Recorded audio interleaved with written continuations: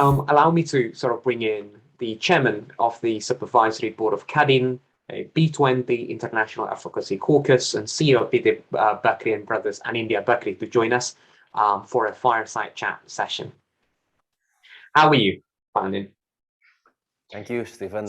How are you? It's great that you're able to join today's, and I thought it would be good we spend a little bit of your time in just hearing more, right? We heard that Kadin's leading the charge in the net zero private sector movement in Indonesia. And a leader leads by example. It would be great, Pandu, if you're able to share back the strategic direction in a net zero world. Thank you, Stephen. First of all, I would like to thank John indeed for participating in short notice. And it's great that Blomberg NEF, New Energy Finance, is working closer with Kadin to the extent that 12th of November, we're going to have the first Blomberg NEF conference in Bali just before the B20. That's great. And Pak Yus, 2 days ago, I spoke to him, or 3. He was still recovering from COVID. So thank you for making it happen. And of course, my friend, Ambassador Dino, founder and chairman of FPCI. So very happy to be here, and distinguished speakers that I see, Pak Almo, Pak Gilarsi, Pak Pandu, Pak Adit, and Pak Oki. And I think what I can share is that Kadin is very serious on this. Our chairman, Pak Arsyad, is also leading this initiative himself. All of us, including Bushinta, the chair of B20, went to COP26 just last October, November 2021. We came back, half happy, half, excited to do more. And we thought one of the best ways to do it is to start somewhere. And this is certainly one of the things that we're trying to do, because Indonesia has to take a big part in the net zero initiative. And to have Kadin, to have its own desk, it shows commitment. And as Pak Yus is saying, this is not only for big companies, but we want to inspire, we want to encourage and include small, medium enterprises as well. So yeah, Stephen, this is something that is close to our heart. We're heading to the UK next week, among others, to also promote the B20. And as the president is saying, in G20, the focus is in digitalization, renewable energy, as well as global health. And he wants to see actions, not only events. So among others, this type of discussion is to accelerate deliverables for the G20 as well. Yeah.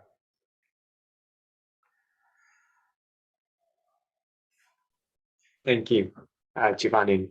As we want to focus today's session on the future of mobility, right, and your new ventures, the Vktr brand coming to life, how do you see Vktr position itself in the increasingly complex global supply chain in the EV space? And John mentioned it a little bit, right, from the nickel mining batteries all the way to electric transport. What's really the ambition here? Well, look, Stephen, actually it's rather obvious for us to start somewhere in the public transportation, because it contributes about 26% of carbon emission in our country. And buses, especially in Jakarta, and thanks to Pak Adit, who gives us the possibility to do so, to electrify the bus fleet. Yes, we started from a lower base, 30, but that's the beginning, because Jakarta has about 5,000 today buses under their wing, growing to become 10,000. And this is only 10,000 of the whole 230,000 buses in the country. So public transportation is certainly a place to start the way we see it, and we definitely want to take part.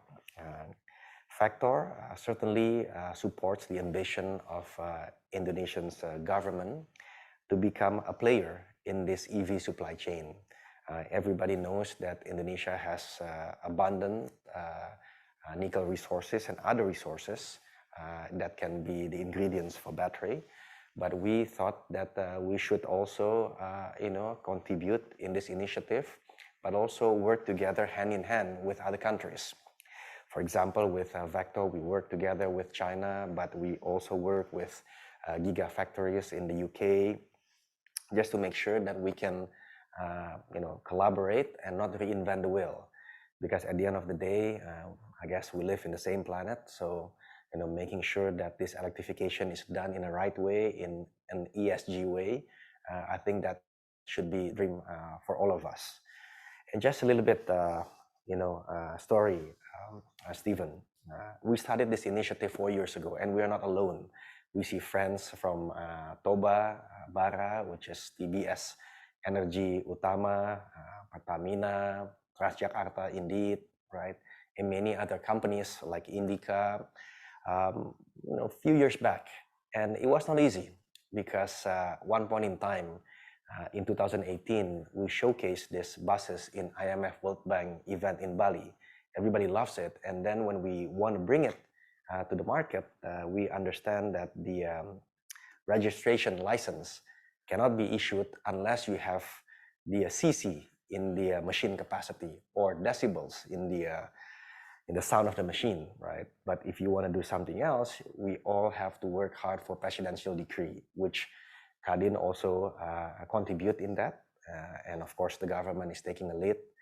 But then, after all that, we have to think about the derivative of the regulations, work together with different ministries, only to find COVID happening in 2020.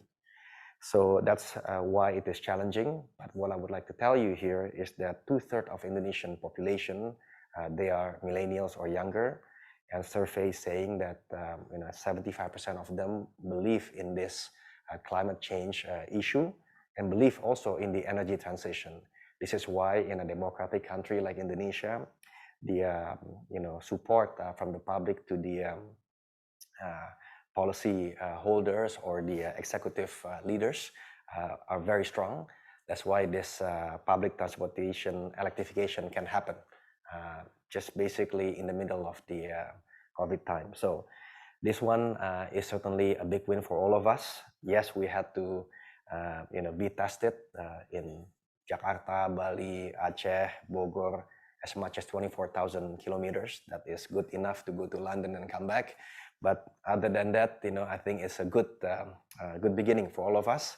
And I know we're not the only one, and we like that, and we want to move the momentum as much as we can. Thank you.